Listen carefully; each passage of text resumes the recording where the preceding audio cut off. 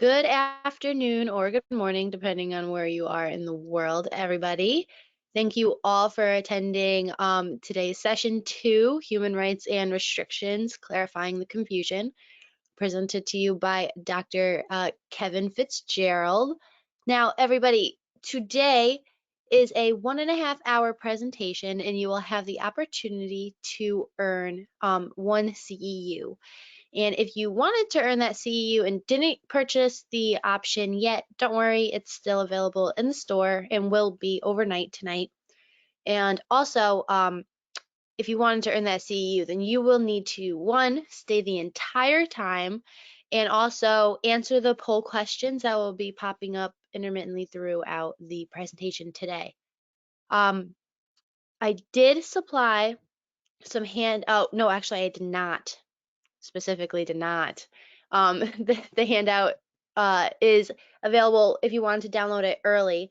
It is available right in the control panel right now. Otherwise, it will be distributed after the presentation, probably around tomorrow morning when I analyze everybody's CUs.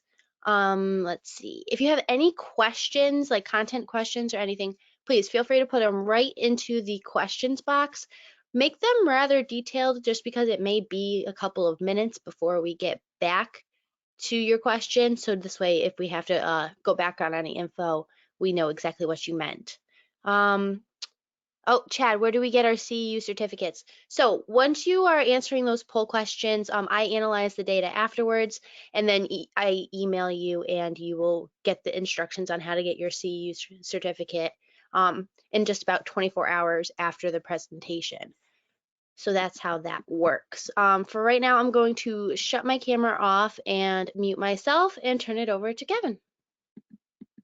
Hello and welcome everybody. Once again, I'm just so honored and humbled and privileged to be able to talk to you about these topics that are important to me and that I think are very relevant to the field and the work that we do. Today we're going to talk specifically about human rights restrictions. And the reason why I called this particular webinar Clarifying the Confusion is, quite honestly, I've always been a little confused about exactly what the role of a Human Rights Committee is when it comes to reviewing practices, procedures, and interventions for adults with intellectual disabilities. So what you're going to get today in the next hour is my take on human rights committees, how they should function, how I believe they should function, and what I believe their primary responsibilities should be, which reflects actually what most of them do. But again, this is just my my take on how it should be. And again, we'll get into this in more detail as you ask questions, and I hopefully can provide some answers. So let's talk about the Human Rights Committee first and foremost. The review of procedures, this is just my belief, and I'm sure that most of you share it. The review of procedures and interventions that may be perceived as any type of a violation of a person's rights, and rights is a very broad-based term these days, by a duly constituted Human Rights Committee that is objective and unbiased. Two key adjectives there: objective, unbiased, very important, and free from any potential conflict of interest is essential. So I absolutely agree, and I'm very, very happy that those of us that have been in the field for a while, like myself, there's really, over the last 10 or 15 years in particular, there's been much more emphasis put on having interventions stipulated in a behavior support plan that might be considered intrusive, aversive, restrictive, or invasive. And we're going to get into those four categories in just a bit. By a duly constituted Human Rights Committee is absolutely essential, in my opinion, and very, very valuable. I always enjoy going to HRCs and getting their perspective on things. I think it makes me a better clinician and makes me think out of the box and challenges me. So that's pretty much my statement about the need and the efficacy of a Human Rights Committee. Many private provider agencies are mandated to form their own HRC, which is interesting. In some states, there is a statewide or regional Human Rights Committee, which is typically comprised of members handpicked by the state's Department of Developmental Disabilities. So in some states, every nonprofit, or there's a few for-profit, private providers are expected to have their own human rights committee, which is interesting. In other states, there's maybe a few designated human rights committees that all private providers are to go to get approval and authorization for certain interventions that might require the HRC review and scrutiny. So it varies from state to state. That's been my experience. I mean, there's benefits to both of those types of setups, where the private provider has their own HRC and versus the state having their own central HRC that all providers must come to. Generally, for private provider agencies, constitution of an HRC, and I'm going to use that abbreviation from this point forward, at a minimum includes, so this is generally the constitution of the committee: 1 or 2 people receiving services, a nurse, could be an LPN, could be an RN. I've been on a couple of HRCs that had a physician, fortunately. A clinician should be on the committee, not employed by the agency. Remember I said before, objective and unbiased? No, I don't like conflicts of interest or any perceptions of conflict of interest. I like it to be a very pure kind of review. A lawyer or a paralegal is quite common. 1 or 2 parents or guardians of persons with developmental disabilities. So again, that's pretty much just the general review of the HRC and the membership of the committee. Obviously, it can vary. There can be more, there can be less, but I'm giving you an overview of what most HRCs consist of, at least those individuals in their respective areas that I just reviewed. Maintaining a full composition of committed, interested HRC members can be very challenging. Boy, is this an understatement. Remember that all of the individuals that participate on a Human Rights Committee, with rare exception, are volunteering their time. I've been on a number of Human Rights Committees. I recently resigned from one I was on for 10 years. And I reviewed hundreds, if not thousands, of behavior support plans over 10 years and made notes. It's quite a commitment when you take it seriously to provide this service. And it's such a valuable service that must be done. But getting people who are committed to doing this on an ongoing basis can be very difficult. Lots of provider agencies have difficulty making sure they have a full constitution of members on their HRC. One way that some agencies have gotten around that is they borrow from one another's agencies. So if I'm the clinician for agency A, as an example, but I can't sit on my own agency's Human Rights Committee, I don't believe you should, because it's, to me, it's an obvious conflict of interest. If I'm reviewing my own plans, come on. So, but agency B could ask me, because I'm an employee of agency A, to be on their HRC and vice versa. So there's a lot of borrowing and sharing that goes on, which I think is a good thing, so that people can hopefully fill these committees. There's usually some type of exception allowed, so that if an agency needs to put some type of procedure or intervention in place, immediately they may be given a grace period prior to the requirement to obtain HRC review and approval. So in other words, if there's an immediate need to put some kind of an intervention procedure in place because of a dangerous situation, a health or safety situation, what happens typically in most agencies is the executive director or the CEO of that agency can authorize the immediate implementation of some type of intervention or procedure, so that they can put something in place immediately without having to wait to go through the committee, which can take, usually it takes a few weeks. It might even take a month or two, depending upon how often the committee meets and what's on their caseload. So sometimes there is a need for the implementation of what I call like emergency procedures and interventions, but that does not negate that still needs to go forth rapidly to get to the Human Rights Committee for their authorization and review. I'm just going to step away for just 2 seconds to grab my phone so I can be aware of the time.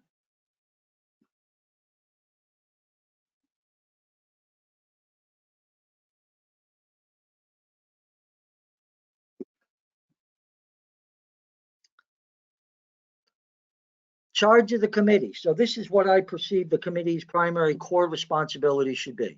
And I think this is pretty much in line with what most HRCs do. Generally speaking, the HRC should review any procedures or interventions that in any way, shape, or form may be considered. So these are the 4 categories that I've come up with. I've given this a lot of thought, probably a lot more thought than I should have. But these are the categories that I've come up with, that most of these interventions fall into one of these areas: restricted, invasive, aversive, or intrusive. And I'm going to get into some more detail about differentiating those different categories in a minute. Typically, examples of the types of interventions that the HRC might be requested to review include, this is just a sampling of most of the types of things that HRCs are asked to review and hopefully approve, or possibly in some cases reject, rightfully so. Alarms or alerting mechanisms placed on doors or windows. It's not uncommon that you may have a person that tries to leave without proper supervision, that might not have good safety skills. They might want to attempt to elope, to get somewhere, some designation. They don't want anyone to know that they're doing it. It's not a safe situation.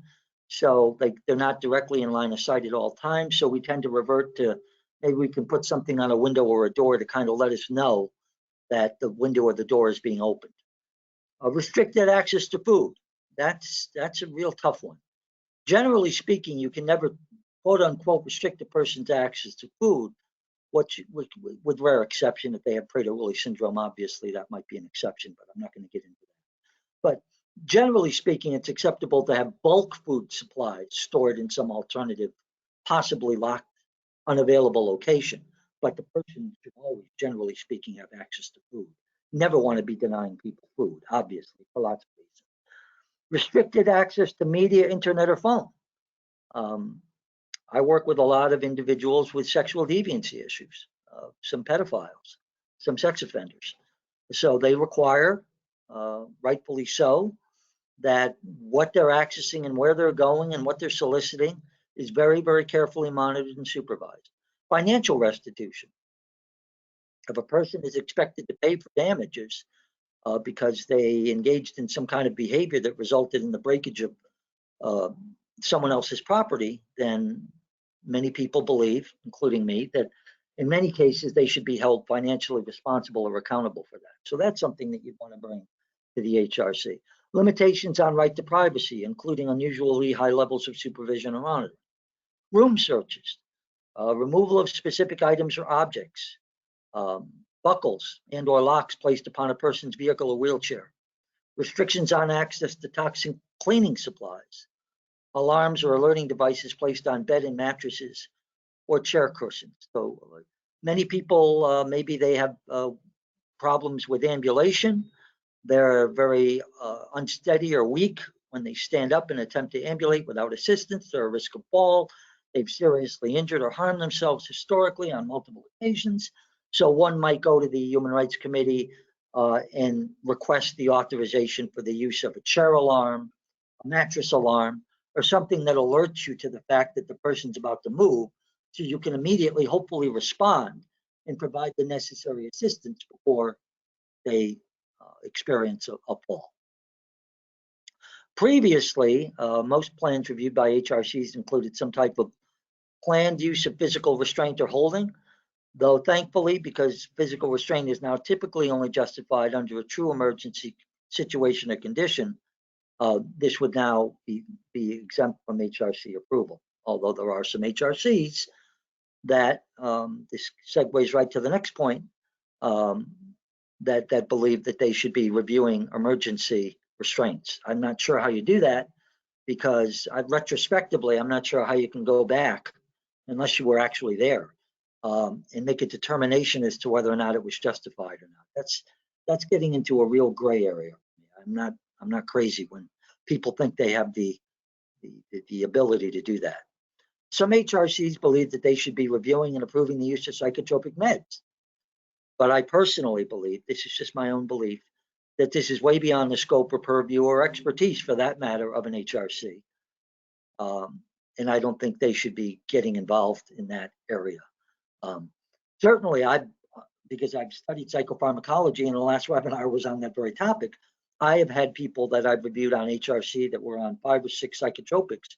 And I mentioned that, as an aside, like, wow, this person's on a lot of meds. Is this really necessary? That's not necessarily what initiated the HRC involvement, but it's just a side comment, something to consider. Some HRCs believe that they can and should still review and authorize emergency restraints after the fact. Again, as I articulated previously, that's a tough situation for me, because I don't know how you can do that. What was transpiring in the moment that necessitated that staff person to use an emergency restraint was a judgment call.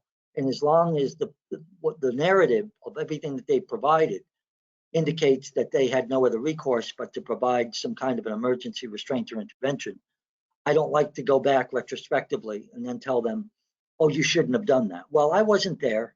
I wasn't on the ground in the moment. So I really don't like to put myself in that position or have other members of an HRC put in that position.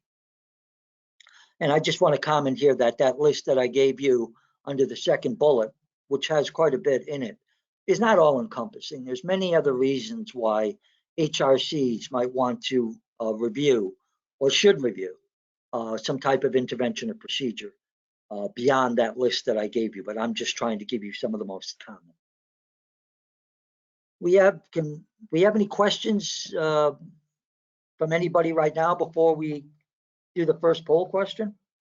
Yeah, well, there are a couple. All right, so how do we handle situations with provider agencies where a doctor of a client will recommend a 1600 calorie diet, for example, and then the agency then restricts the individual to that caloric intake and even goes so far as to put locks on the fridge? They're going through due process with these interventions, yet they still feel extreme in their restriction. That's an excellent question. I'm probably revealing too much of myself, but there's a lot of doctor's orders out there for things for the people that we support that I don't necessarily agree with, nor do I think they're necessary. That's a bold statement to make, but I just made it, so I'm not taking it back. With all due respect, how many times have I seen doctor's orders for a caloric intake that most of us couldn't comply with or wouldn't comply with? Obviously, there should be some effort on the part of the agency to get people to eat healthy, to eat a proper amount of food. That goes without saying. But when I see rigid restrictions and then locks being brought out to enforce those caloric restrictions, I get very nervous. I don't like it. For the same reason, I've seen dozens of doctors' order restricting people to 1 cup of coffee a day. And then when I question why that is, the answers are, I just heard today, actually, on the way I was in my car earlier, that there's a new study that says you should drink 3 to 5 cups of coffee a day, that it helps stimulate brain activity. So while some people are restricting it, other people are saying drink more, it's good for you. So that's an excellent observation. There's no answer for that. It's just that's a struggle. I have a problem when I'm being asked to enforce a diet, or that I think might be a little bit beyond what most of us would be capable of achieving or complying with, and then imposing our will on that individual and then enforcing it with locks and things like that. That's got to be taken that's got to be a very holistic kind of analysis or overview. Any other questions? We'll take one more. One more? Okay, sure. If you have someone with high risk behavior to the community as well as to self at times via use of their phone, but they pay for their own device and service, so it is difficult to restrict. That's absolutely true. If a person pays for their own phone and their own service, then they can do things that are inappropriate, improper, borderline, well, not some cases, illegal with that phone. If they do, then I think, behavior doesn't change if behavior doesn't have consequences, whether the consequences are negative or positive. So we do have an obligation because we're supposed to be supporting and educating and training and teaching the people that we're privileged to support. So that is an area that, again, these are excellent questions. I'm not surprised because of who the audience is. These are the interesting, debatable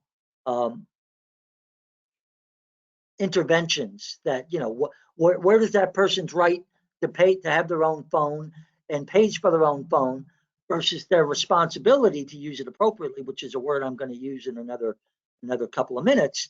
Where does that line cross? So again, an interesting question, no definitive answer because it depends on your perspective, your agency's perspective, the Human Rights Committee's perspective that you're charged to go to have this reviewed and approved. Let's ask poll question number 1. Sure. All right, everybody. So this is what the poll questions look like. Please select your answer. Human Rights Committees should review or critique any and all interventions that are considered to be A, restrictive, B, invasive, C, aversive, D, intrusive, or E, all of the above.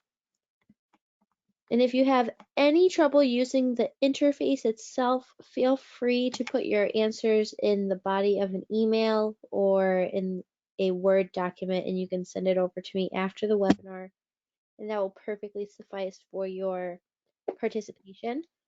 If you need CEUs, please, please, please answer these poll questions. Otherwise, you will not qualify for your CEUs. All right, so I am going to shut this out in 3, 2, and 1. All right, so it looks like 2% said A, 1% said D, and 96% said E, all of the above. All of the above, you got it. Now it gets interesting, guys, if it isn't already, because now we're really getting into the minutia. Now we're getting into what I'm calling definitions and distinctions. And I'm going to tell you why I came up with this stuff. Because when I, in my practice, go and look for support or education or insight or feedback from people about what constitutes a restriction, or I don't get a lot of feedback. I get a lot of opinions. Opinions vary from one person I ask to the next. So it's very confusing. That's hence the title, right? Clarifying the confusion, trying to clarify my own confusion. And hopefully in the process will help clarify some of yours. At least that's my intent. So now let's get into the words, because the words change thoughts, the thoughts change behavior. So let's talk about what these adjectives mean to me. Restrictive, this is what it means to me. And this is also based on some dictionary definitions and other thoughts. A restrictive intervention, a limiting condition or measure, deprives someone or something, such as freedom of movement or action. So the reason why I'm making these distinctions is because many HRCs that I go to categorize everything that we include as interventions as restrictions, and they're not restrictions. And I'm a stickler for the words and using the right words for the right things. So this is what a restriction means to me. It impacts a person's movement or access. Key terms. It affects a person's freedom of movement or right to access something. If you're impeding that, if you're preventing that, if you're depriving the person from doing that, you are you have a restrictive procedure. A locked door that a person is incapable of opening is restrictive. Hopefully there's a consensus of opinion about this. Again, I'm trying to make some sense out of this. Now, what's an invasive procedure or intervention? This is what it means to me. Someone or something that intrudes, oftentimes on a person's right to privacy. Doing a room search to look for inappropriately acquired items is invasive. different than restriction. You're going in my room, presumably without my permission, although some people grant permission, usually when they know there's nothing in there that you're going to find, interestingly enough. It doesn't surprise anybody.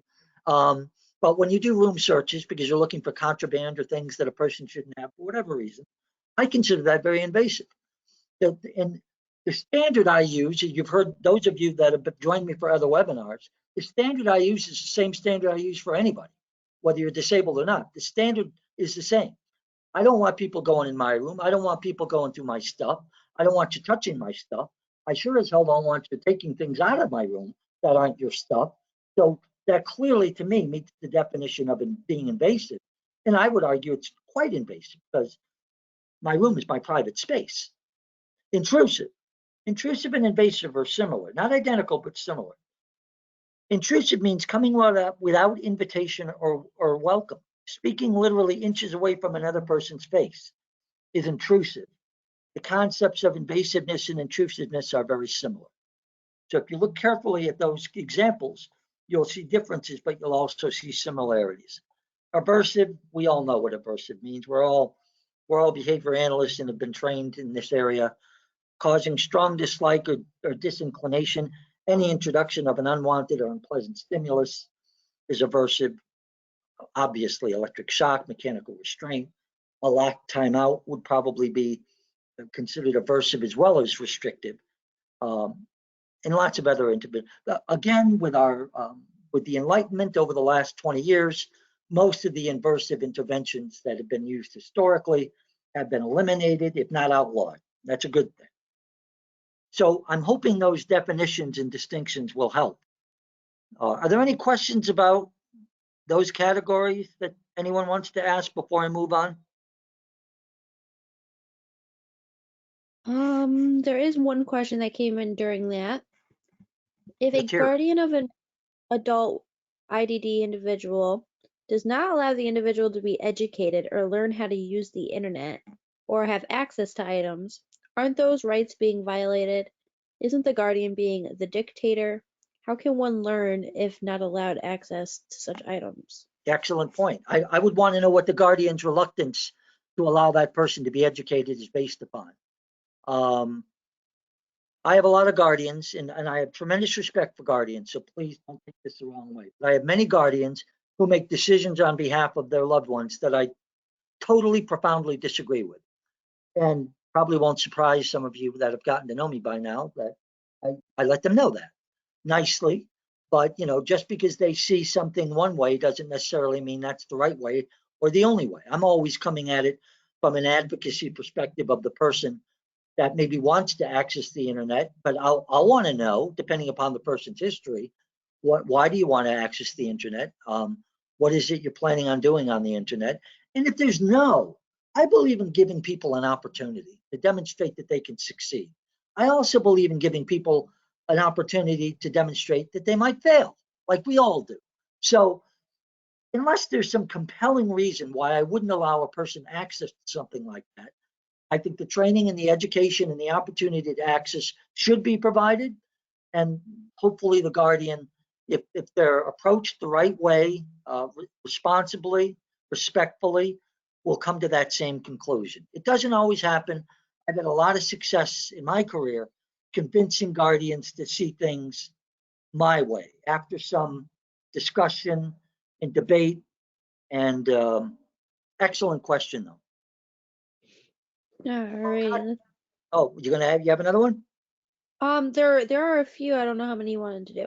Well, I'm watching the clock and it's 1:30, so let's do another one and hold the others for the half hour at the end. Sure. Okay. So, what are your thoughts on a fade out component requirement when an individual has a restrictive, invasive, intrusive, aversive procedure in their behavior support plan? Excellent question, and I'm not going to answer it because I'm going to talk about that in one of these upcoming slides in some detail. Perfect. That's a very good question, and you'll see the relevance of this next material that directly equates to that question. So restriction, what constitutes a restriction? Again, getting into the word restriction. Restrictions imply or involve two major concepts: the restriction of movement or the restriction of access. Again, this is my perspective. Take it for what it's worth. I believe this. I've given this much thought. This is based on 35 years of dealing with HRCs and being on many of them. This is what I believe. I'm trying to make some sense out of the whole process. Many interventions are categorized or conceptualized as being restrictive, though they don't meet the criteria stated above. This leads to confusion and inconsistency as to what constitutes a restrictive intervention or procedure, and oftentimes results in every proposed intervention or procedure being lumped together as being restrictive. I'll bet you there's many people out there that can relate to that bullet point. I don't like lumping all things together because not all interventions and procedures are equal. They're different. Some are more egregious, if you will, than others.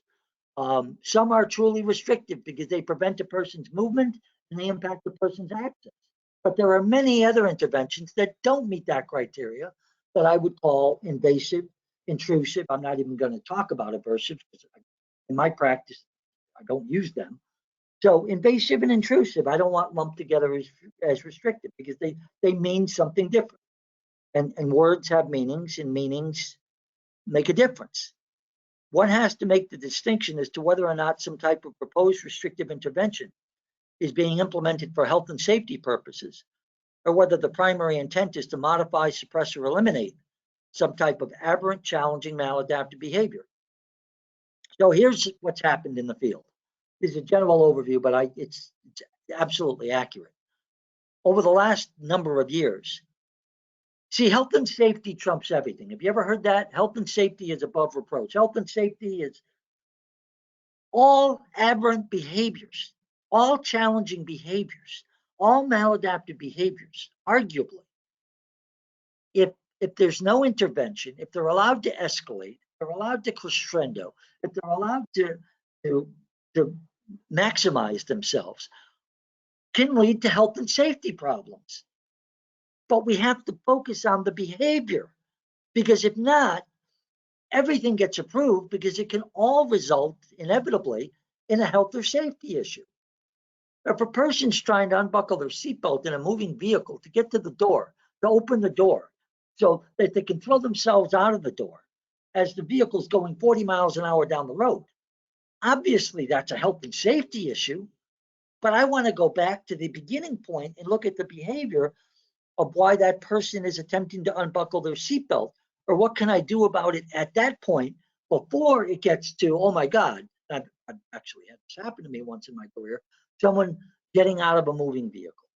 So be careful, because health and safety is a phrase that's usually used to justify all interventions and restrictive practices brought before a human rights committee. And I think it's a bit disingenuous, if I can be that honest. Alarms placed on strategic locations, in this clinician's opinion, do not constitute a restrictive intervention, as they don't meet the established criteria for a restriction.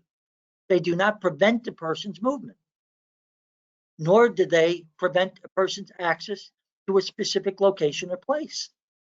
Remember, I said that's part of the definition of restriction. An alarm on a door or a window alerts me to the fact that a person is opening it. It doesn't prevent the person from going out the window or going out the door in and of itself. So it's not a restriction. I've been having this debate with some HRCs going on for 2 decades now. Some of them agree with me, others don't. I don't really care at the end of the day. I'm just trying to give you my take on it so that we can hopefully have a consensus, so we can all have a common understanding about this stuff. I believe very strongly in this principle.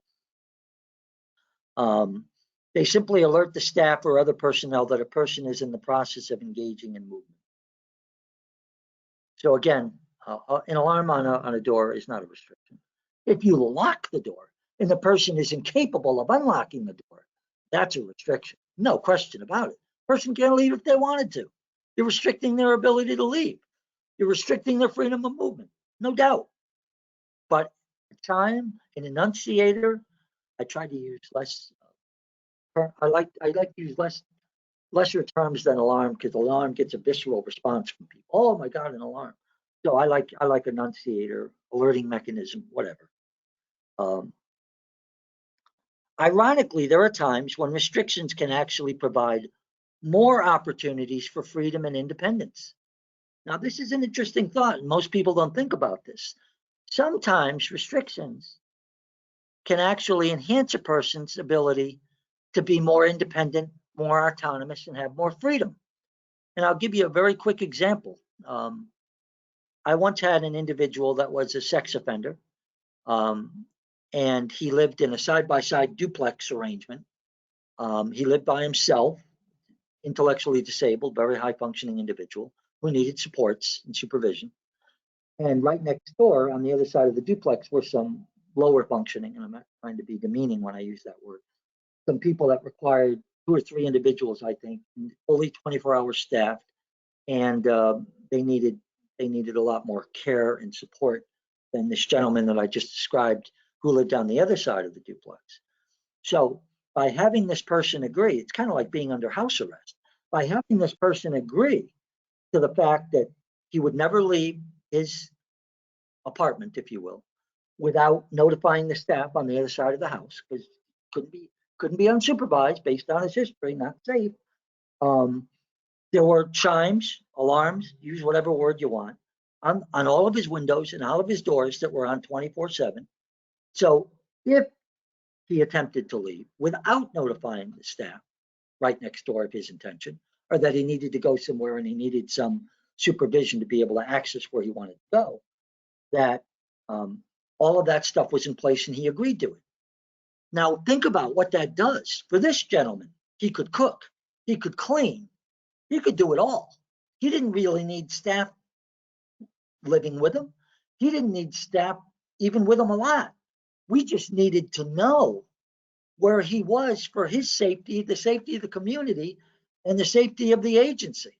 So by having that set up in his apartment, it really allowed him to be much freer, to have much more autonomy than he would have had he been in some alternative situation. So the reason I'm bringing this up is restriction is usually, when people hear restriction, including me, it usually has an immediate negative connotation.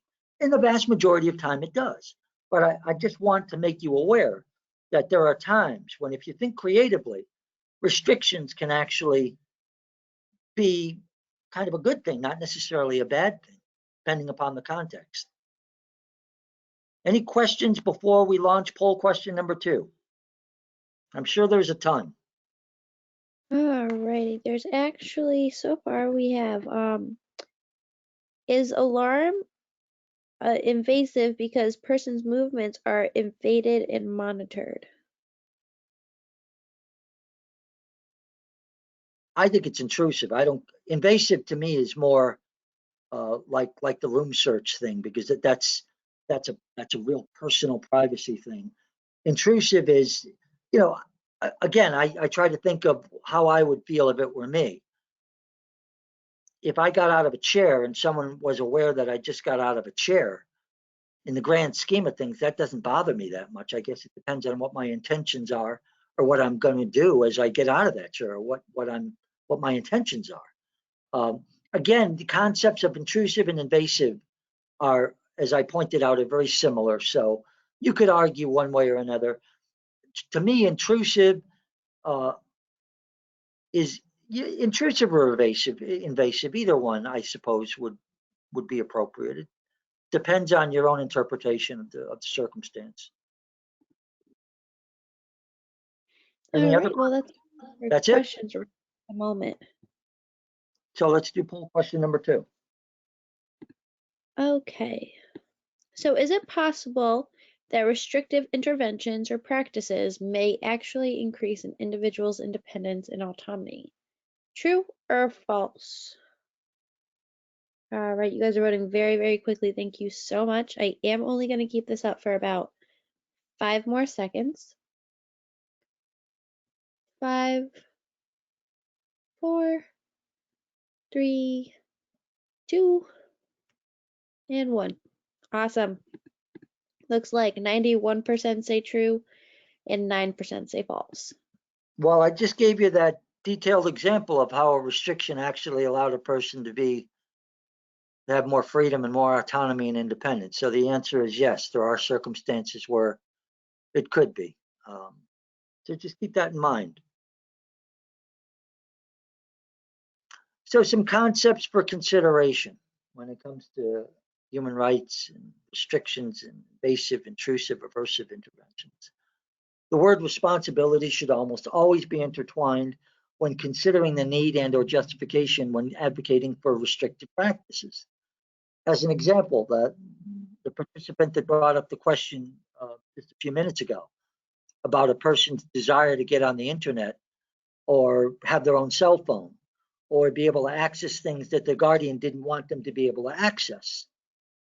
This begs the question, what do they want to have access to all of that for, which all of us have access to, unfettered, unlimited access for the most part. But this is where the word responsibility comes in. If the person's going to go and try to access child pornography sites, we have a big problem. Big problem. Because that's not using the internet responsibly, safely. So again, whenever I look at possibility of suggesting a restrictive intervention or practice, which is always at the end of my list, I never jump to these interventions. This is always at the end of my hierarchy. Always. Well, that's not true. Sometimes, if I have someone who's an adjudicated sex offender and I know he can't have access to the internet because of what he's going to do with it, then I'm not gonna wait until I've tried 50 other different things that were less intrusive before I get to that kind of intervention. But rarely do I jump to a restrictive, intrusive, aversive intervention. Well, hardly ever an aversive intervention. I try to use everything in my power before I get to that. Now, this gets back to this next concept, has to do with the question that the woman asked that I deferred to. I said woman, I don't know why I said that. Could have been a man. You can't teach when individuals don't have access. This is the point she made very astutely. People can't learn when they don't have some control. This is one of the inherent problems when the opportunity to access a specific location or item is removed. So how do we teach a person who's on a 1,600 calorie a day diet to eat an appropriate quantity of food? How do we reinforce their decisions to eat an appropriate quantity of food on a regular, ongoing, consistent basis without having to literally lock the damn stuff up? That's really the challenge for us, right? For all of us. We don't always eat healthy 100% of the time. Who out there does? I don't know many people. We try, we do the best we can. Sometimes we fall off the wagon and eat a large cheese pizza all by ourselves, but it's not the end of the world. So when we impose restrictions on our folks, I think the standard has to be what we would hold ourselves accountable for. And it can't be way, way, way above that. Because I don't think that's fair. I just don't think it's fair. Restrictions should almost always be time limited. This is part of the question that was asked. What do we do when we put some kind of invasive, intrusive, restricted practice in place? Well, the goal should be to get yourself out of it. You don't want to need it forever for the reason we just stated. The individual is not learning anything. They're learning that by you taking control of that element of their life, they can't engage in that behavior. But that's not teaching anyone to take more personal responsibility and accountability for themselves. That's relying on some environmental external condition or lock or intervention to prevent them from engaging in that behavior, which is not teaching them to take more personal responsibility. There's a few exceptions to that.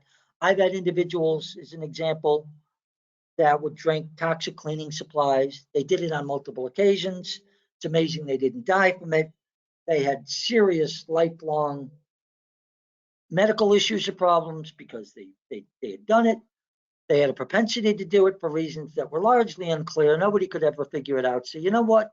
For those individuals, the bleach and the other toxic cleaning supplies, I try to go all green, try to get rid of anything that's toxic or harmful if consumed, but sometimes, like the blood and body fluid precautions, you gotta have bleach. So For those people, this might be a restriction that's in place forever. And in the grand scheme of things, locking up the bleach so someone can't have unlimited, unsupervised access to it in a quality of life situation, come on, is that really that big of a deal? I don't think so. Compared to the risk of engaging in that behavior, which could be fatal, it's a no-brainer for me. Remember that restrictions in place for a specific individual can frequently impact or affect other individuals. This is tricky, because if I have an alarm on the door of a residence that 2 and 3 people live in, and I've got that alarm on the door for one particular person, that means the other 2 people who can open that door without any fear of where they're going or what they're doing have to be subjected to the same alarm.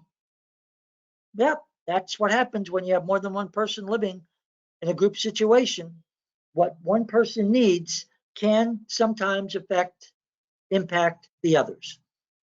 So in those cases, what you do, and guardians are typically very reasonable in doing this, you have to obtain guardian consents from those individuals that are affected by that intervention, even though it isn't in place specifically or exclusively for them, because it does impact them. It can be exceptionally challenging to determine a fading procedure. Again, this goes back to that previous excellent question. To determine a fading procedure for some imposed restriction. Because if a person has no opportunity, think about this for a minute. Think about this logically. Remember, I told you before, I'm Mr. Parsimony. I'm a very simple guy. If a person has no opportunity to demonstrate the behavior due to the restrictive practice, how does one determine when it is no longer necessary, needed, or appropriate? I don't know how you do that. If something is locked and a person, let's go back to that 1,600 calorie a day person. If that person is now losing weight, eating healthy, hopefully, presumably content, although they may be very angry that they're not able to access and eat what they choose to, if they could. At what point do you say, okay, now we can unlock the food because this person's been successful? But if the only reason why they've been successful is because you've locked up the food, then how do you know when and if it's safe to allow access to that food once again? It's not an easy process. It's not an easy that's why I'm not a big fan of restrictions, because once you put them in place, folks, it's tough to get away from them. Tough to get away from them. Less restrictive, intrusive, aversive, invasive interventions. Are there any questions? We have a little bit of time. Any questions come up during that last segment? Yeah, a few. So, staff modeling has a great influence on the residents. Staff eat fast foods, residents eat fast foods. That might just be something. I know where this individual is going. Yep, this person is spot on. Alrighty, let's see. Is it ever Let me just ethical? respond to that, Marissa, for a minute. I can't tell you folks out there how many staff I have working in group homes with agencies that I'm involved in, and I'm involved in several. I can't tell the staff what to do. Well, I can, but they don't listen to me because I'm not the supervisor. They should listen to me, but they don't. I've gone into houses where, let's take the 1,600 calorie a day person with the locked up food. I got staff coming in to start their second shift with food they just picked up from the across the street all you can eat Chinese buffet. I'm not making this up. And they're going to sit down and eat while this poor son of a gun is on a highly restricted. I mean, I have staff that walk in with a 40-ounce coffee thermal mug full of Dunkin' Donuts coffee, but the person has a doctor's order, allegedly, because they can only have 8 ounces of coffee a day, even though that's the most highly preferred substance they could think of. So that person is absolutely right. We should, I believe we're mandated to lead by example, because I hate it when people tell me to do one thing and then do another. That doesn't sit well with me at all. So I think that was the point that person was making, and it's an excellent one. All right. So, is it ever ethical to make an exception and restrict an individual's access to food when the person is morbidly obese and a doctor has determined that they are at risk of sudden death if they gain any more weight. I have a colleague who is dealing with this situation right now. Yes, I believe in one state, and not that many years ago, that people might find this interesting, that morbid obesity in our population was actually at one point the #1 cause of death. You can believe that, and I'm sure some of you can. So yes, if a person, but morbid obesity, I've seen people that were 40 pounds overweight and the doctor wrote an order saying they were morbidly obese. And I was like, wow, we're all in trouble. So, and I'm not morbidly obese, just in case. I'm not going to give you a full view, but I weigh 175 pounds, so I'm all right. That's an excellent question. When a person is to the point where they're literally a ticking time bomb, where they're so heavy, where their heart and cardiac condition is so compromised, where they've clearly demonstrated through less restrictive, aversive, intrusive interventions that they can't handle modifying their eating habits, then I think at that point, again, if all of those conditions have been met, now you're at a point where I think, yeah, you have to step in and maybe do something a little dramatic, because if not, that person's going to be dead. And I've had people that I've worked with that, 4 or 5, one guy close to 600 pounds. And I had to do exactly what this person is proposing they may have to do. And I felt okay about it because I felt like I wanted to have the person hopefully continue to live and have a productive life. So I felt like, even though they weren't happy about what I was doing, I felt justified in doing it. That's a very individual kind of situation. Let's hold the other questions till the end. So let's talk about this last segment. The Human Rights Committee, the HRC, should always be asking the question of what interventions have been attempted and presumably failed before the request is made for the proposed restrictive, intrusive, aversive, invasive intervention procedure. So what did I tell you earlier? I rarely, if ever, jump to the end. There's a hierarchy of interventions, and these types of interventions are at the end, usually, with rare exception, of my rainbow. And I'm not thinking of rainbow in a positive way. They're at the end of my outcome section. I'm always trying to do things with individuals, primarily from a positive reinforcement, incentive, motivation perspective, to get them to make better decisions, to make safer decisions, to make more appropriate decisions that are going to make them happier and healthier in the long run, than imposing my will on them by coming up with some of these alternative interventions. Because I can tell you this, with rare exception, when you put these practices in place, most people don't like it. They don't like it. They're not happy. They're ticked off. They don't want it. They don't think they need it. And you're probably going to have a fight on your hands until at some point they acquiesce because they have no other recourse and they become submissive. But I don't like that either, because that's not what I'm trying to do with the people I work with. We must have hard data so that the HRC can determine the absolute necessity for the proposed intervention. How many times is the individual engaging in the behavior? Under what circumstances? How dangerous or problematic is it? This is kind of like similar to the concept of social validity in behavior analysis. Looking at the context, how important is it that we modify the behavior or get a handle on it? If the person engages in the behavior one time, is it likely to cause major bodily harm or result in a fatality, or is it more of an inconvenience? Those are all factors that have to be looked at when one is considering imposing some kind of restrictive, intrusive, or invasive intervention that the HRC might need to review and possibly approve. Another question that I oftentimes ask is, are we confident that we have accurately and confidently identified the underlying function of the behavior? Why is the person doing it? Do we really understand? Do we really know? In some cases, we are confident that we have a pretty good handle on it. In other cases, if we want to be honest with ourselves, we don't really know. We take our best guess. We do our direct and indirect assessments and whatever we can come up with to try to figure out what why exactly the person is doing what they're doing. We talk to the person, maybe they can articulate why, maybe they can't. But, the reason why this is relevant is because it's been my experience when a clinician has an inaccurate hypothesis of behavioral function and a behavior support plan is not working. Oftentimes they then, including me, I've been guilty of this, guilty as charged. We then tend to rely on more restrictive, intrusive, aversive, or invasive intervention.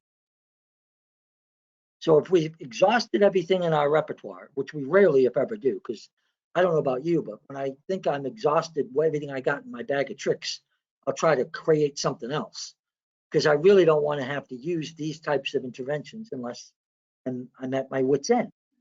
But that happens a lot. If we can't get people to change the behavior in more appropriate, autonomous, independent, more appropriate ways through the means primarily of positive reinforcement, motivation, and incentives, and all of that stuff, which is so incredibly important, that's when we tend to go to these types of things. What is the criteria for reduction and or elimination of the procedure or intervention? This is an interesting and problematic question as well.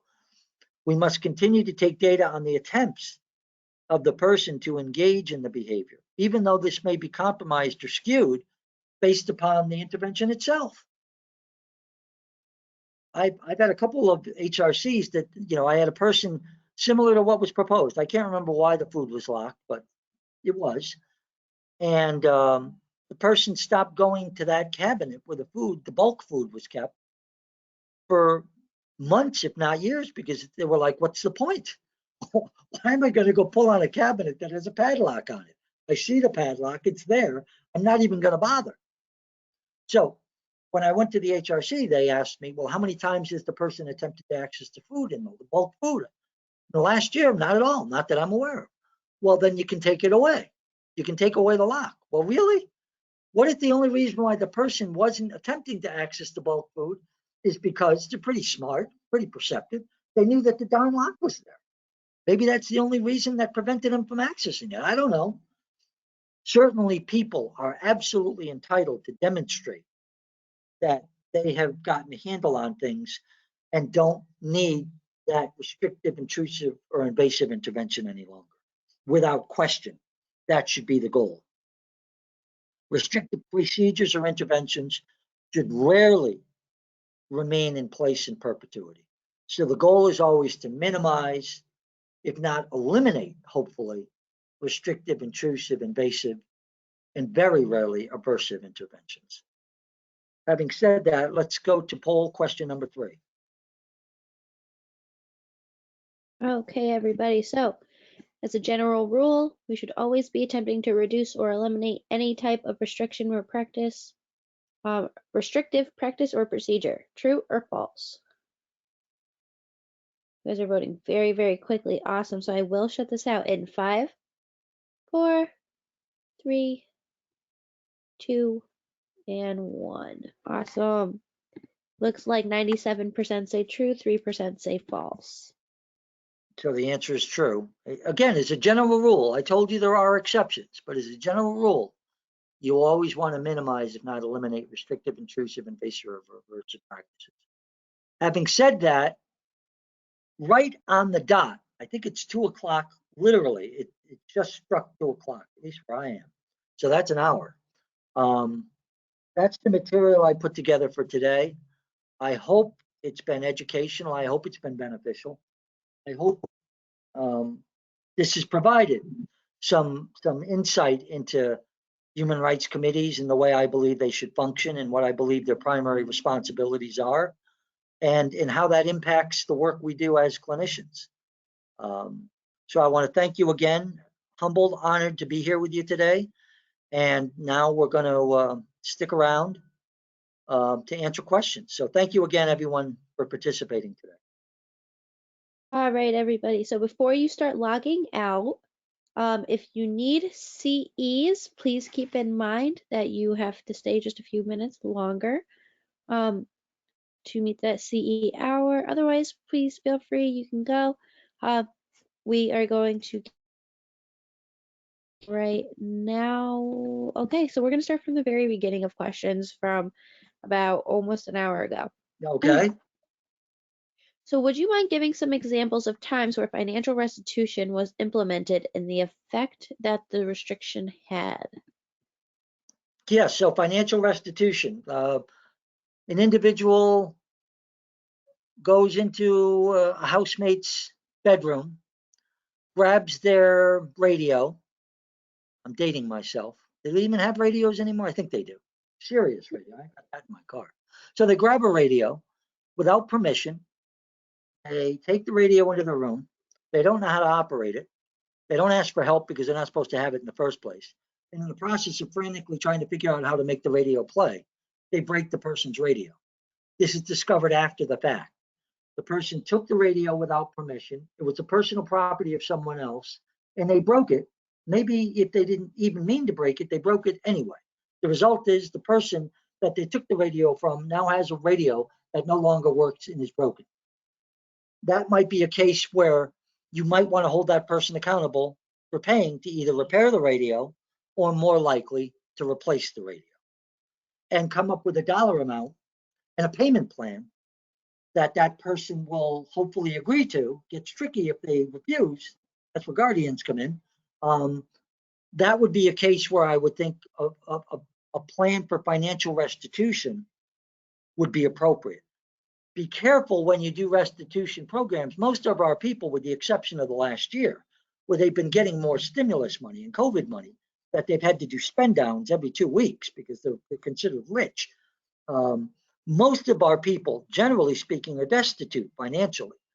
So if you have a restitution plan that the team agrees is appropriate, you want to explain it to the individual, obviously. You can't just take their money without their knowledge or authorization. You have to go to small claims court, I think, to do that. So that would be an example of, I'd have a payment plan. The radio was $100 and the person only has $50 a month in spending money. Well, then maybe they have to pay back, a couple of dollars a month until the damn thing is paid off. And maybe that's going to take a while. Usually what happens in that case is the agency hopefully will make the person whole, purchase the radio and replace it, while the agency gets paid back incrementally for the amount of the radio itself. That's a long-winded explanation. I could give you many where restitution, I believe, would be appropriate and ethical.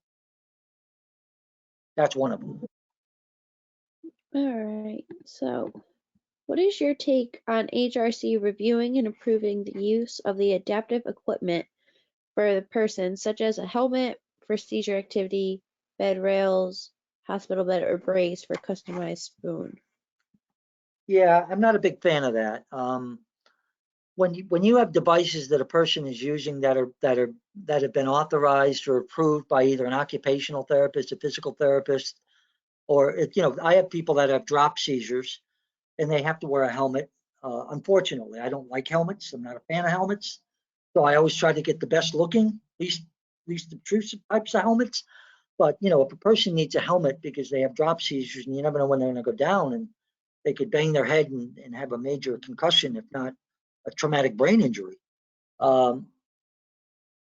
That's more of a health and medical support, legitimately, and I'm not sure that is under the purview of a human rights committee. I know that many of them seem to think it is.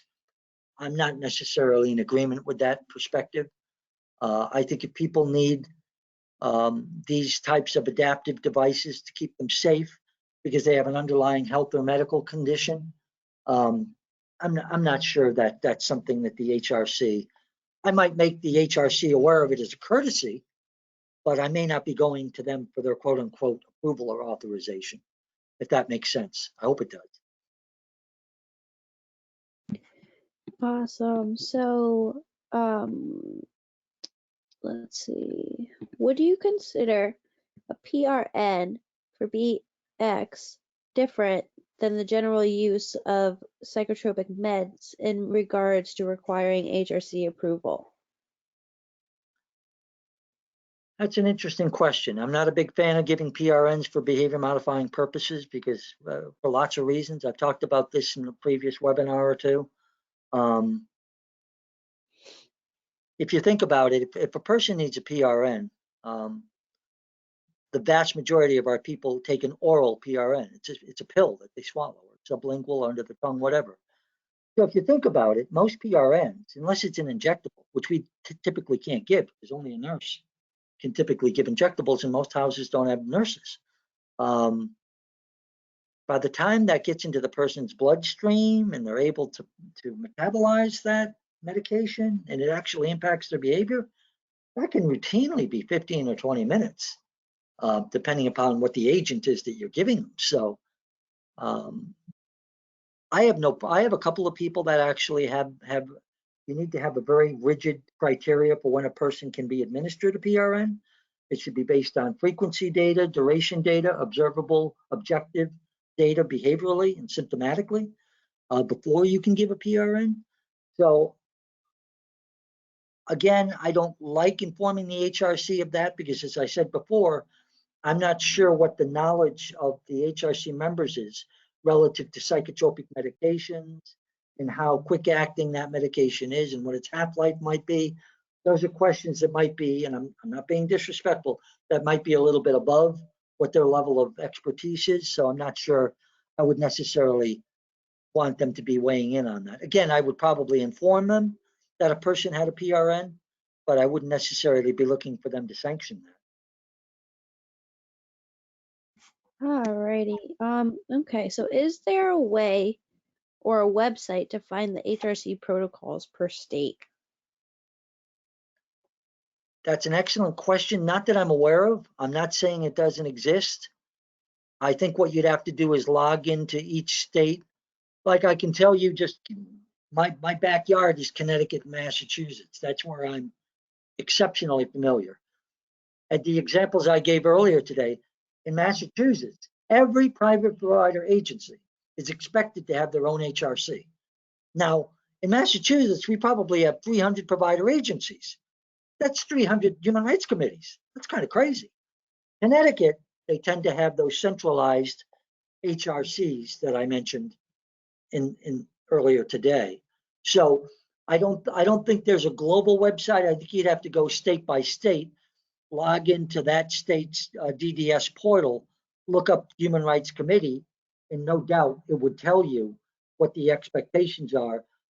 And if they had their own internal HRC that the provider was mandated to access, or if the provider agency was expected to have their own.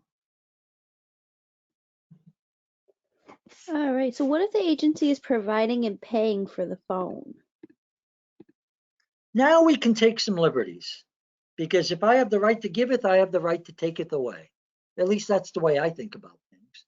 So if the agency is paying for it, then I think we now have the ability, rightfully, to put some reasonable parameters on the access if the person is using it inappropriately or irresponsibly.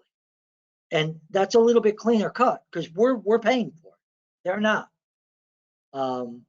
So I do believe there's a difference between that scenario and a person who has their own phone, totally 100% with their own funds. There is a difference between those two situations. But I do think you can take a few more liberties. And I'm not saying abuse the privilege, but I think you have a little bit more latitude in what you can and can't do relative to access when the agency is footing the bill. Yes, there is a difference. All righty, so what about chemical restraints? What about them? Most states don't allow chemical restraints. Or if they do allow them, you have to go through a very exclusive committee to get authorization. If you're talking about giving people an injectable, which you probably are, because that's generally a chemical restraint, is giving someone a shot, maybe of Haldol. It's very commonly used, even in 2021, interestingly enough, giving a shot of Haldol to get someone to be subdued, sedated, stop acting out. I consider that certainly a very invasive procedure. To me, I would consider it an aversive procedure. And you're probably going to need to get authorization for that type of an intervention, even above and beyond what the Human Rights Committee can offer you. Regional director, sometimes states have their own exclusive committee for these extreme cases that they look at individually. So I'm not a fan of chemical restraint, generally don't believe in it. Not naive enough to think that once in a great while it isn't necessary. Keep a person safe from themselves or others, exceedingly rare. Alrighty, so let's see. Oh, I think we already did that one. Do guardians have to seek HRC approval? For what? Guardians are appointed via a probate court. Guardianship is granted through a probate court, not through the Human Rights Committee. Where the guardian and the Human Rights Committee might come in is sometimes a guardian. All guardians must authorize interventions if they're the guardianee for their guardianee. I mean, so any restrictive, intrusive, aversive practice, I neglected to say this in the webinar, and I apologize, but to me it was common sense, but maybe not, that the guardian has to be on board before you can even do that, right? Because they're legally authorized to give consent for that. Sometimes there'll be a disagreement between a guardian and the Human Rights Committee, and that can get interesting. If you'd like to know more about a specific situation or two I've run into where that became an issue, you can contact me off my website, and I'll be happy to articulate further. Alrighty, so I did just want to say that anybody who needs CEUs, as I said earlier, you did meet your CE hour. However, there is still more question and answer if you'd like to stay. I'm Just not going anywhere. I don't know if they are. just some clarification on your CEU certificate. I will analyze the data and get the instructions to you tomorrow by lunchtime. So just keep that in mind about your CEU certificate. Okay, so next question Yep. is, would there be a distinction between a physical room check versus asking the person if they have brought anything home that wasn't theirs, usually basically an honor system for the individual? Yeah, I love that idea. What I do with a lot of people, I don't like doing room searches. I hate it. Because if you went into my room and violated my right to privacy and started to look under my pillows and my mattresses, not that I have anything to hide, just in case some of you out there are thinking I do, I wouldn't like that. I wouldn't like that if I were the individual living in that residence. So I take that very seriously. I love procedures, and I've always advocated for these, and I use them in my own practice. If a person tends to hide things, contraband, and we won't get into what that might be. It depends on who the individual is and what their clinical or behavioral issues are. If they're hiding things, or I like to have a procedure where, like this person suggested, they come home from a day program. I approach Johnny. Hey Johnny, how you doing? Great. You have a good day at the day program? Yeah, I had a great day. You got anything on you you're not supposed to have? No. Why do you ask? I'm just asking. You got anything? And then an individual that voluntarily will reach in their pockets and turn over some item or object that they know they're not supposed to have in their possession and hands it over to staff proactively. To me, that's a beautiful thing. They're calling themselves out. I like to reinforce the heck out of that. Great job, Johnny. I'm so proud of you for recognizing that that's something you shouldn't have. And then I build in some kind of reinforcement or incentive around that. So I'm really uploading the proactive prevention-based stuff and minimizing the invasive, intrusive procedures of going in the bedroom and looking for contraband.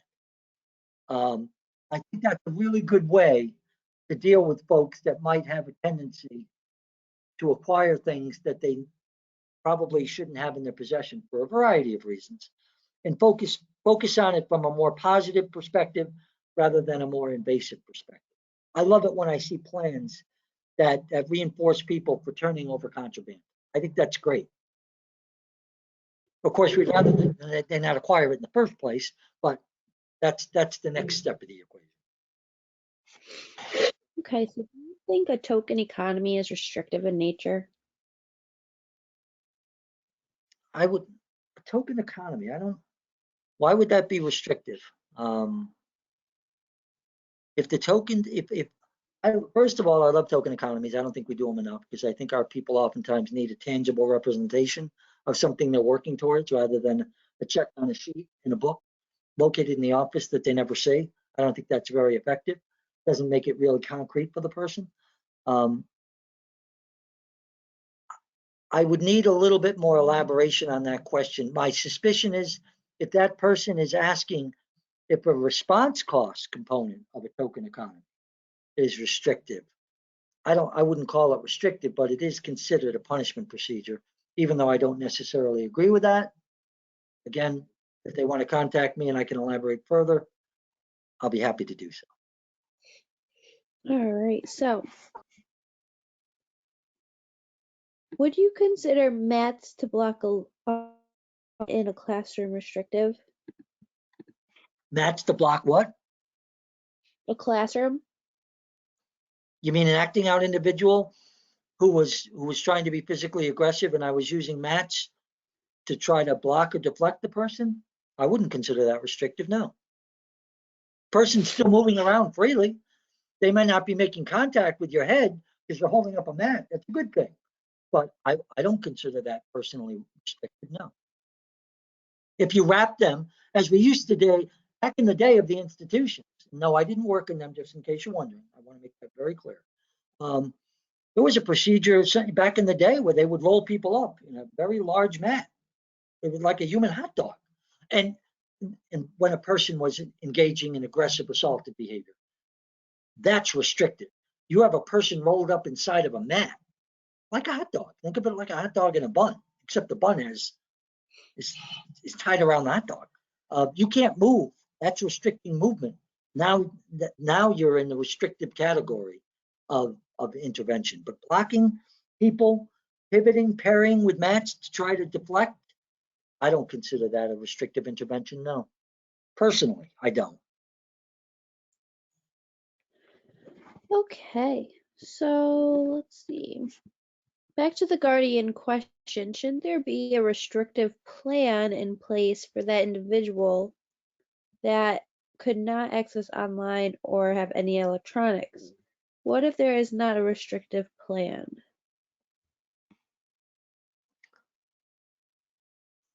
Read the question again, please, Marissa. I'm trying to wrap my head around it. Shouldn't there be a restrictive plan in place for that individual that was mentioned that could not access online or have any electronics? What if there is not a restrictive plan? Well, if there's not a restrictive plan and you're just doing it on the QT, then you're kind of not playing by the rules. If the person is articulated, they would like to have access to the internet, to a cell phone, and all the things that most of us take for granted each and every day. And again, I'm going back. And the guardian is rigidly denying it. I want to know the reason why they're denying it. What's your concern? What's your problem with that? And if we're enforcing that guardian's wish that the person cannot have access to those devices or those media, then yes, that clearly is restrictive because we're denying them access. And there should be something in a plan, although I wouldn't write it unless I was much clearer about what the logic, the rationale, and the need behind all of this was. All right, so what is your take on restrictions agencies had to put in place due to COVID? Are individuals' rights being violated if they are being denied to go out in public or visit family? Oh, someone just asked the most loaded question of the day, and I'm not even going to go there. Because this gets into all kinds of points of view, and I'm not going to share mine. Yes, I think the last year plus for our folks has been very, very challenging, and I think it's been very restrictive. Now, depending upon your political persuasions and whatever the science means to you, depending upon how it changes, sometimes from day to day. You might have your own take on whether or not all of these restrictions and limitations were justified or not.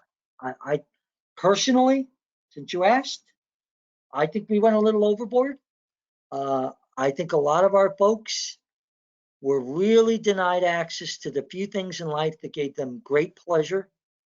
And I felt real bad for them, because even though we all had restrictions and limitations imposed on all of us, as we still do, it was nowhere near to the extent, I would argue, as it was as it applied to the people we support. So yeah, I think they got I think that most of our folks got a bum deal. Okay, so what is your take on making a person getting a needed medical procedure if they refuse despite training and multiple discussion on getting a necessary medical procedure? I think people have the right to make decisions for themselves, even if they're not decisions that we agree with.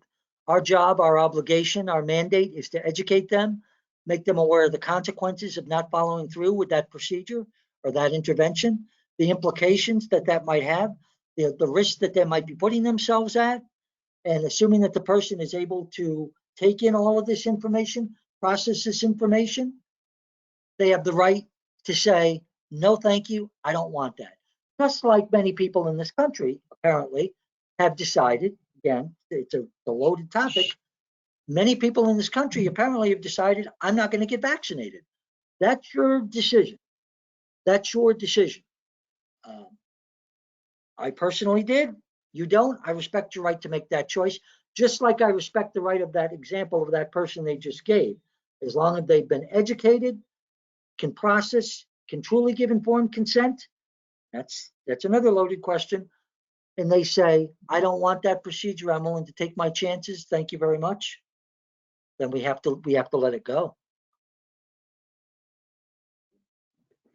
All right, so Let me just say one thing, Marissa. One of the sure. things that a lot of people in this field struggle with, and I used to, but I gave it up a long time ago. People that we support and advocate for have the right to make bad decisions.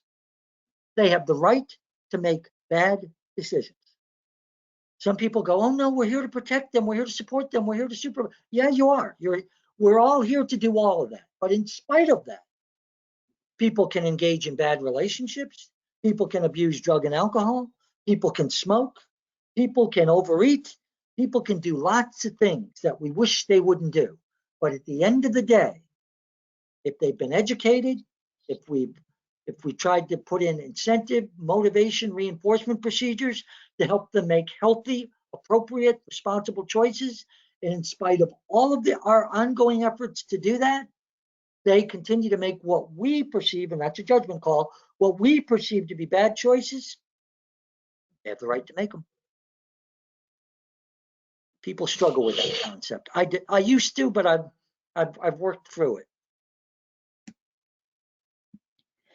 Alrighty, so what about if their size will make them harder to care for in a community environment because they need physical guidance to stay out of the streets or other dangerous situations?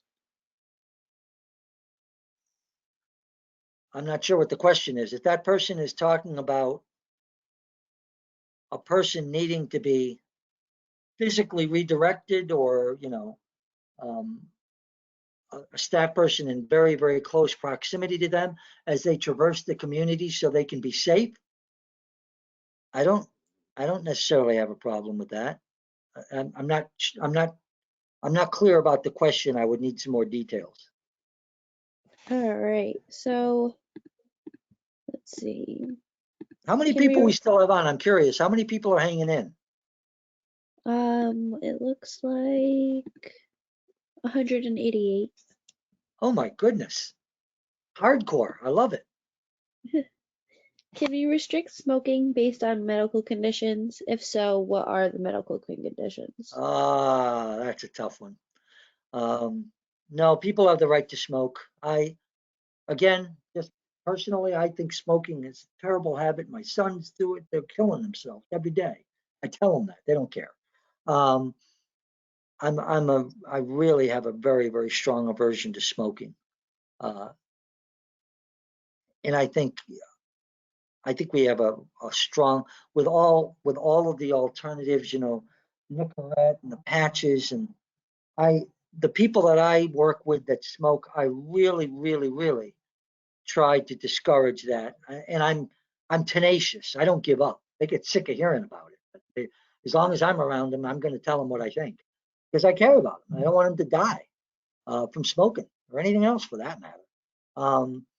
So people do have a right to smoke, but you know, we have an absolute responsibility and obligation to educate them about the very, very tremendous risks of smoking. And then generally what I try to do is get people to at least to agree to limit the smoking.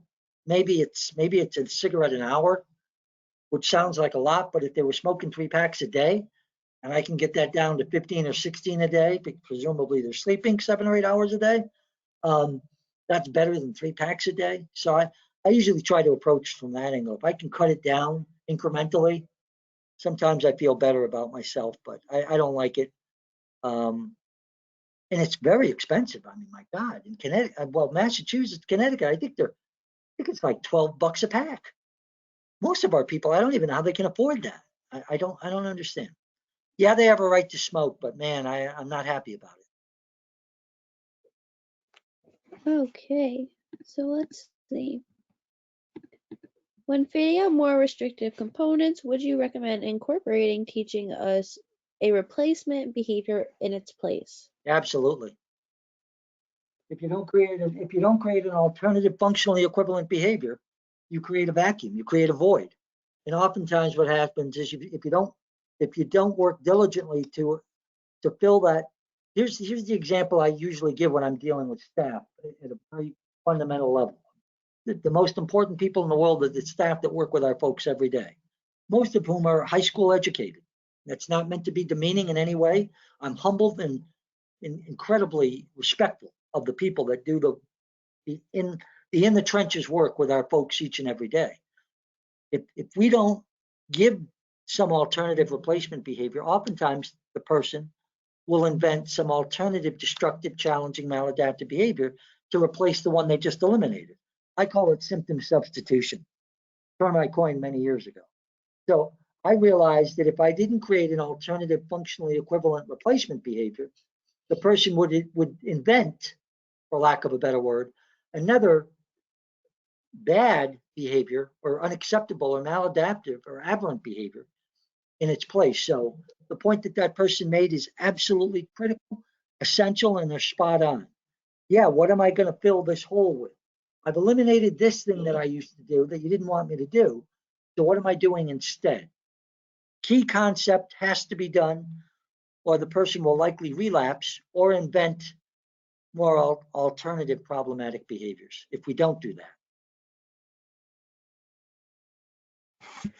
Okay, so can you give another example of how restriction facilitates freedom and opportunities? I had a woman once that, very high functioning woman, borderline personality disorder. This is going back a number of years, but I have dozens of examples I could give. But she comes to mind.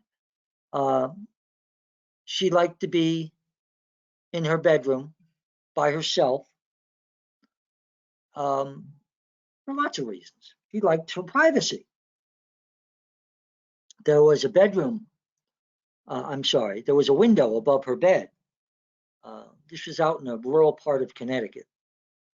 No, actually, it was Massachusetts, come to think of it. Rural part of the state, wooded area. So the house was kind of like secluded. And on a few previous occasions, she had climbed out of that window and no one knew she was gone. And I don't think she knew where the heck she was going, but she wasn't sticking around for whatever reason. We found her and she was okay, but this had happened a few times. So at some point, we got to the conclusion of she couldn't be in a room without direct line of sight supervision because we knew she'd try to climb out the damn window. And she'd done this on a couple of occasions, and we had every reason to believe she'd probably do it again. Her name was Joanne. Her name was Joanne. Never forgot about her. Lovely woman. But She had some problems, like we all do. So I talked to Joanne and I said, hey, Joanne, I'll make a deal with you. That window in your room, because you got to be able to have people, there's regulations about ventilation in bedrooms and being able to open windows. So you got to be careful if you put plexiglass over the windows or lock the windows down rigidly. You're usually getting procedurally or regulatory wise into some shark infested water. So what I did with her, I talked to my maintenance guy and I had him modify the window so she could open it up literally maybe 8 to 10 inches for ventilation. When the weather was nice, she had a screen in there, but that was as far as it would open. And Joanne was a pretty big woman. There was no way in hell she was going to climb out of an opening that big. She loved it because, now, is that restrictive? Was it a little intrusive? I guess, whatever definition you want to use. She loved it because it meant that she could be in her room alone without staff having to watch her. What if she wanted to engage in some kind of masturbatory behavior or some personal gratification? That, you gotta have privacy, man. So that's another example I can think of off the top of my head. We're putting something in place that someone might consider restrictive. Oh my God, she can only open the window 10 inches instead of the whole way. Big deal. She can be in her bedroom alone. She's safe and we know she's in there. That's not a bad thing. It's a good thing. So I hope that's another example that people can relate to. Thank you, Joanne. Okay, so let's see. Aren't PRNs for behavior concerns considered a chemical restraint? No, usually they're not. Usually a chemical restraint is considered an injectable, typically an antipsychotic. A PRN is considered an adjunct to PRNs, as I said earlier, are usually given by mouth, oral, PO, technical term. And they're usually given when there's a definitive criteria as to when that PRN is justified to administer. Duration of the behavior, intensity of the behavior, exactly what the person is engaging in. If those conditions are specified and that person has met the criteria, then they can potentially, staff can get authorized to administer a PRN to help them calm. It's usually Ativan, to be honest with you, Xanax. That's usually what the class of benzodiazepines are usually what the PRNs that are given. When we talk about chemical restraint, we're usually talking about heavy duty, usually injectable. Now, and think about it, in injection, I had blood work this morning. I have a bit of an aversion for needles. Just the needle itself was a bit aversive for me. So if you're giving an injection to somebody and it's full of an antipsychotic liquid, that's chemical restraint. It's probably going to be immediate acting. It's probably going to have profound effects, very sedating, might cause the person to immediately fall asleep or whatever. When I hear the term, and in most cases, in my experience, when people use the word chemical restraint, that's what they're talking about, not a PRN that is giving, hopefully on a relatively infrequent basis, to help a person behaviorally de-escalate or pull themselves together to the point that they can kind of reconstitute themselves without escalating further.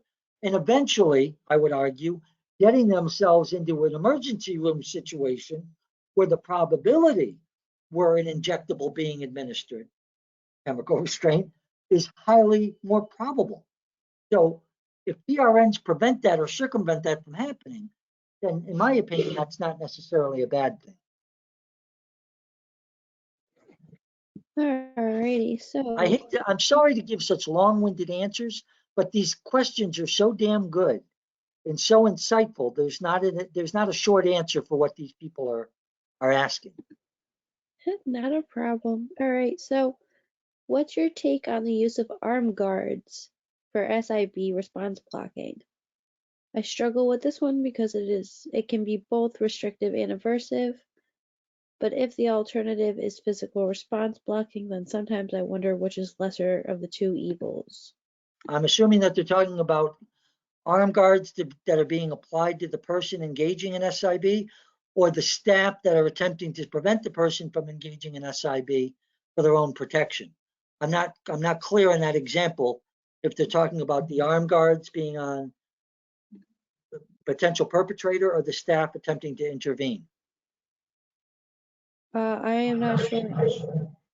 That would make a difference. Okay, so let's move on. So let's see. I believe that guardian consent is what supersedes assent, correct? Supersedes what? Supersedes assent, A-S-S-E-N-T. There might be a typo. I think there is. Alrighty. So let's see. What about environmental scans?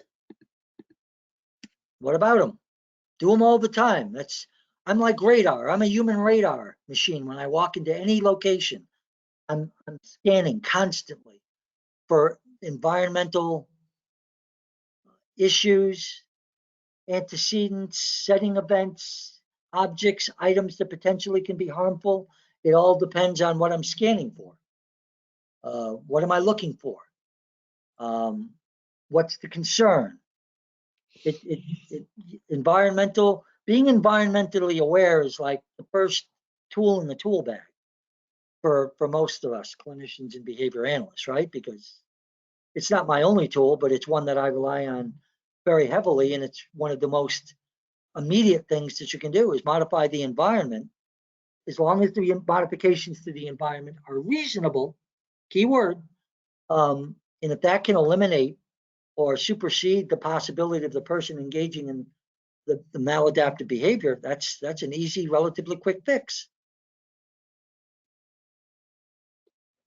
Okay, so do HRCs play a role in interventions for children or only adults? Since my world is pretty much the adult world, I really don't want to comment on what's in place for kids, other than to make the comment that, as most of people listening know, the rules and regulations and what you can do with children is far different than what you can do with adults with intellectual disabilities, which is usually defined at the age of 21 or 22, depending upon what state you're in. I don't work with kids. I haven't worked with kids in many years. I realized I wasn't very good at it. I have enough trouble with my grandkids. I'm going to leave that to the other people that are far more patient and capable at working with children than am I. I'm going to stick with the adults. So I can't really offer an opinion on that. I don't know enough about it. Okay, so do you ever do company-wide Zooms on these issues for all employees? Company-wide Zooms. I do a lot of staff trainings, which have been largely eliminated over the last year because of the damn COVID pandemic. I'll also tell you all that what I'm doing with you today is very unusual for me, because I really like to be meeting with people in person. I mean, I understand that if we get close to 500 people to sign up for this webinar today, and a few hundred of you actually attend, we can't all meet in the same location, although that would be my preference. So I do as much training in these areas as I can, and as the agencies that contract with me allow me to do. What I've found in my practice, and I'm sure many of you can relate to this, and I've already gotten feedback from many of you, behavioral clinical training in most agencies' hierarchy of what's important is not at the top of their list. It's not at the top of their list, and that bothers me, because I would think it would be right up there. But CPR, first aid, MAP certification training so the staff can dispense meds. And I'm not trying to minimize how important any of that stuff is. OSHA training, God forbid people aren't aware that, they got to have the workplace. Everything's got to be just so. And then somewhere, as we get closer to the bottom of that hierarchy, is individualized clinical behavioral training. That's pretty common in many agencies, and it's kind of a sad state of affairs, in my opinion. Okay, so what are your thoughts on Guardian's request to restrict access to items or activities they deem bad or not good for the client. I feel like this I was would- answered quite a few times. Yeah, I would want to know why. What is bad? What are your concerns? What are you fearful of? Does it make sense? Um, is there a history that the person will, in fact, demonstrate the behavior of concern that you're articulating you're concerned about? Well, and I have many more questions than that. That's just the beginning. You know, I'm a very, very critical thinker. That is one skill that I do have. I think about these things very seriously, very deeply, in a very regimented, planful way. So I have a whole host of questions I would like answered to my satisfaction before I can get on board with a guardian saying, I don't want my son to ever be able to get on the internet. Well, that's pretty broad based. That's pretty all encompassing. What are you worried about? What has he done before? Are there specific things you're worried about that you want us to keep an eye on? Again, it's dialogue. It's learning more, not only about the guardian or parent's concerns, but also about the legitimacy of the safety or risk concerns that they have, which have to be weighed because people, generally speaking, have the right to access the same things that we do, unless there's some compelling reason why they shouldn't. Okay, so is something considered a restriction if other housemates in their group home don't have the same contingency?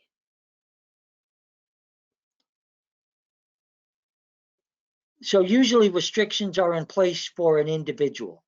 There are times when you have a house of people that are, all right, I have a couple of houses where 3 gentlemen live there. They're all level 3 sex offenders. They're all incredibly high functioning, intellectually disabled people. Probably not. They got in the system somehow. So that's what they're considered to be. Because they all have similar clinical issues and need similar types of restrictions. They're in place and they equally and appropriately impact all 3 individuals because it's part of their clinical treatment to not be able to solicit young children whom they may have noticed live across the street. This is what you have to do.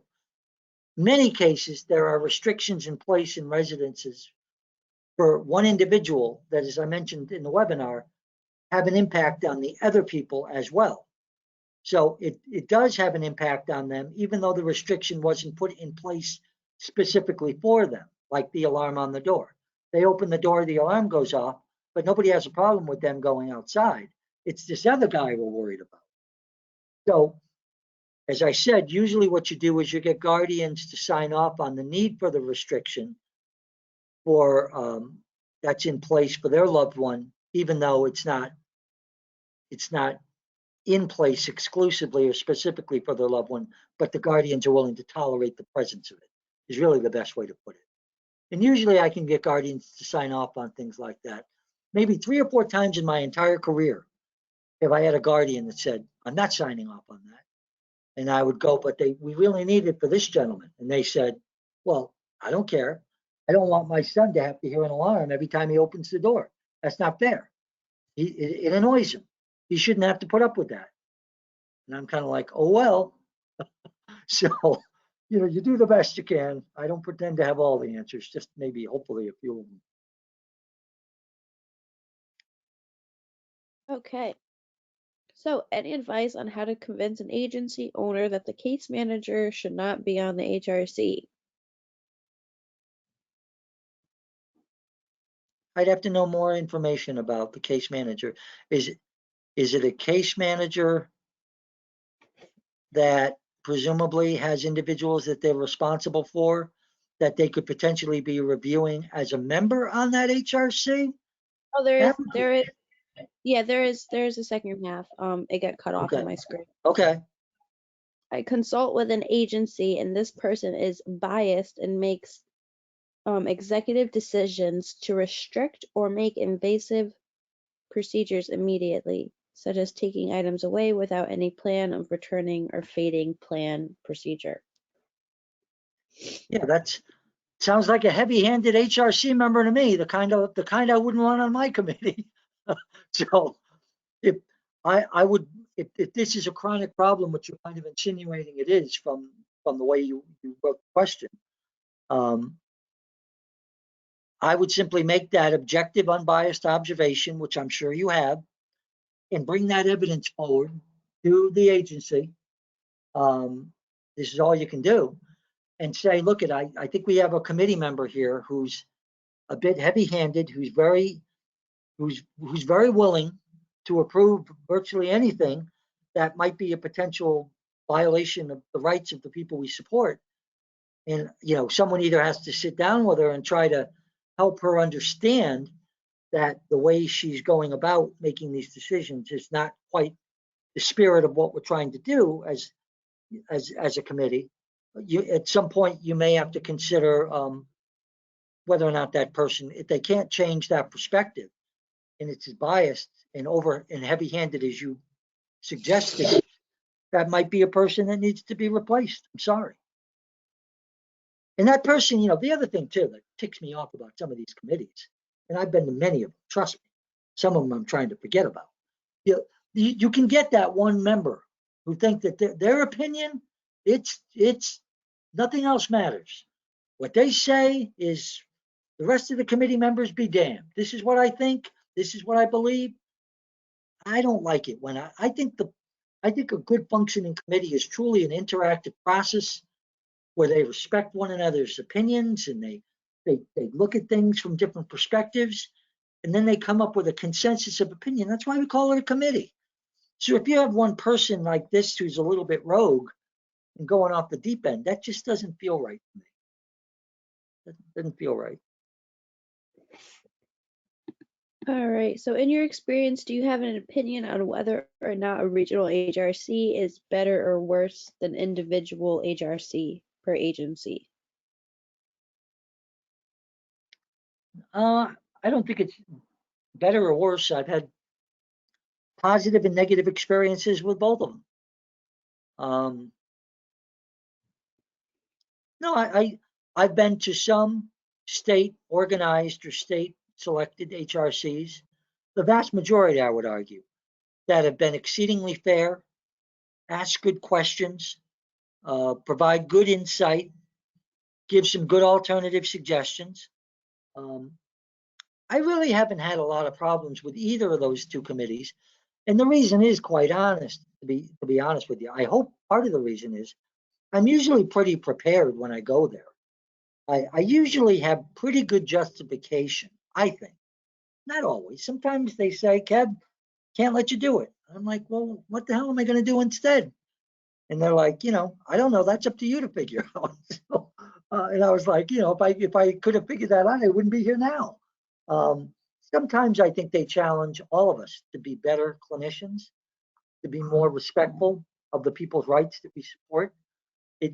Sometimes I find it a bit aggravating, I'm not going to lie, but at the end of the day, I admire the process, and I think it's a very worthwhile, beneficial, and essential thing that all of us have to go to a group of individuals that are hopefully objective and unbiased, key terms, and justify and articulate why it is we think we need to do what we need to do with our folks. I think it's a very, very valuable service that they provide, even though sometimes it drives me crazy.